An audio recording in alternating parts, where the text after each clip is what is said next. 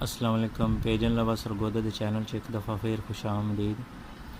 अज की वीडियो दोस्तों मैं तुहानूं दसांगा भी कबूतरां दियां अखां जिहड़ियां ने वो ख़राब क्यों होंदियां ने और अगर ख़राब हो जांदियां ने तो उहदा की इलाज करना चाहिए।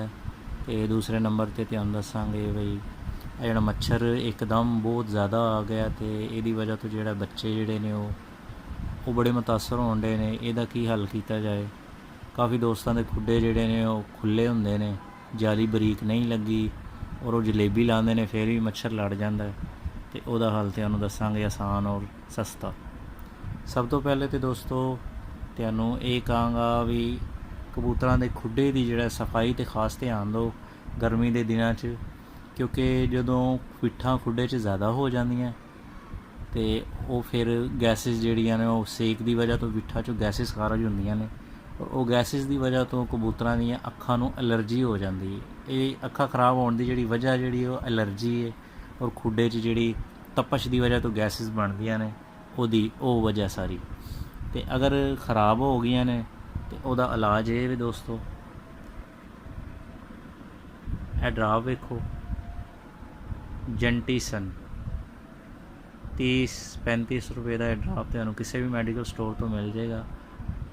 और ये दोस्तों बहुत अच्छा ड्राप जे, ये तुसी एक कतरा जिहड़ा दिन च 4 दफ़ा जिहड़े कबूतर दी अखां खराब ने उहदे च पाओ, नाल जिहड़ा तुसी एवल गोली का चौथा हिस्सा सुबह तो शाम उन्होंने दवो तो इंशाअल्लाह कबूतर बिल्कुल ठीक हो जाएगा। और सफाई का खास ख्याल रखियो।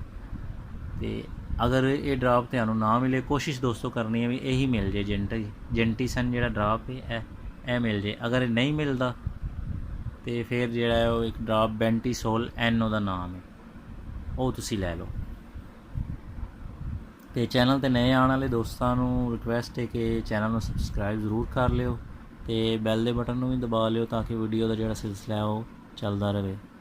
तो मच्छर वास्ते दोस्तों तुसी इंज करना है कि बाज़ारों ना खुला तंबाकू मिलता है, खुले तंबाकू की एक लट जी है ना तुसी वो लै लैनी है।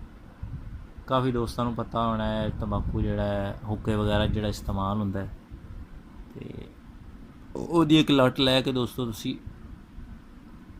खुडे के दरम्यान लटका देनी, कोई डोरी उन्होंने पा के खुडे के दरम्यान उन्होंने लटका देना। तो ओहदी समैल जी मच्छर नूं नहायत ना पसंद है, वही वजह तो मच्छर जोड़ा है खुडे च नहीं आएगा।